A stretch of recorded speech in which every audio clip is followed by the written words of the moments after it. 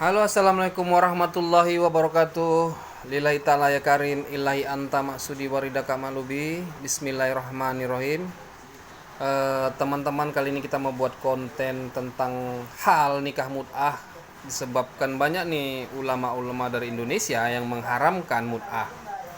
Tentu di sini kami bertanya-tanya kenapa itu menjadi haram.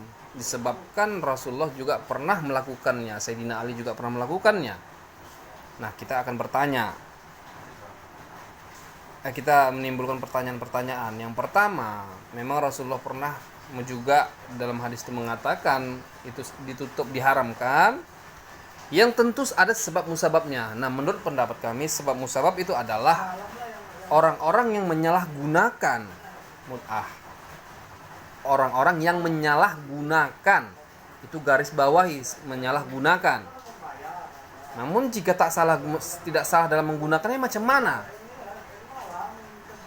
Sesuai yang dilakukan Rasulullah, sesuai yang dilakukan Sayyidina Ali. Apa itu menjadi haram juga? Satu. Yang kedua, mut'ah itu dalam bahasa Arab arti kata kenikmatan atau kesenangan, bukan kontrak.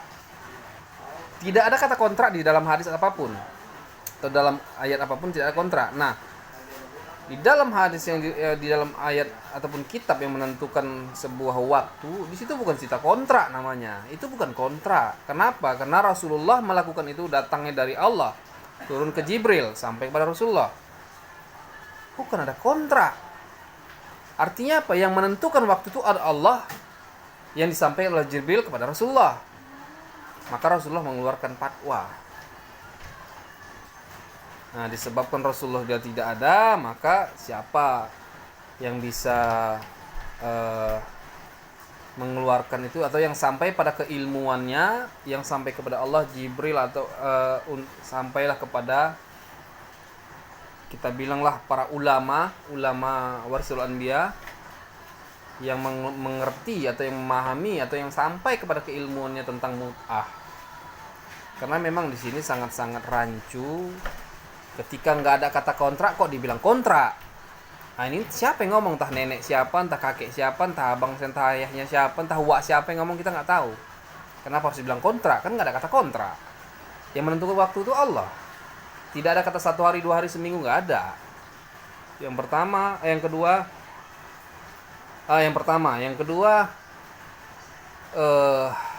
tentu di sini adalah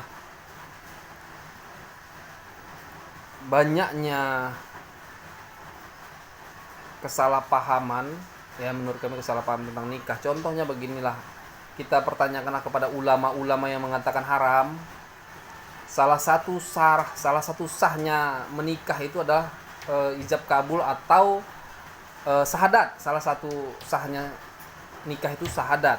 Syahadat itu artinya menyaksikan Allah, menyaksikan Muhammad. Nah, sekarang coba praktekkan kepada ulama-ulama yang mengharamkan.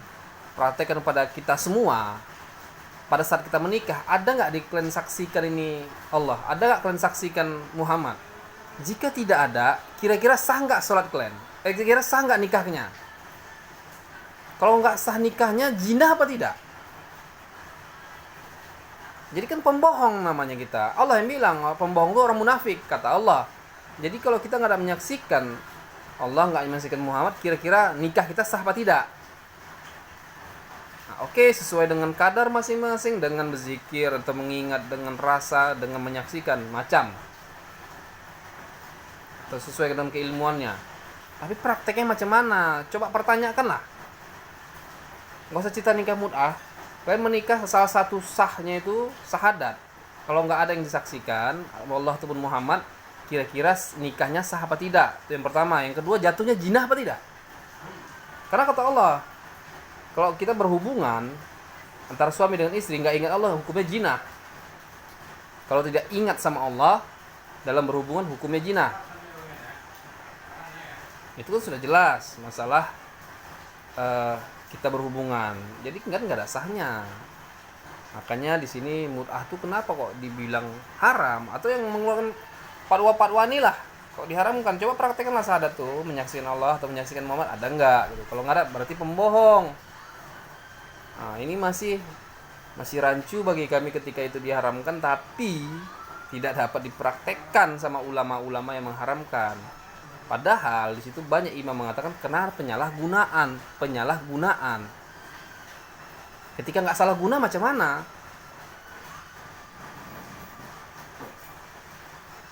Nah inilah yang menjadi rancu. Oke teman-teman, ini kita ambil dulu sedikit. Ini masih sedikit. Nanti kita lanjutkan ketika ada komentar-komentar. Kita akan lanjutkan bagian 2 dan selanjutnya mengenai pertanyaan-pertanyaan tentang nikah mut'ah yang belum kelar. Oke, terima kasih. Assalamualaikum warahmatullahi wabarakatuh.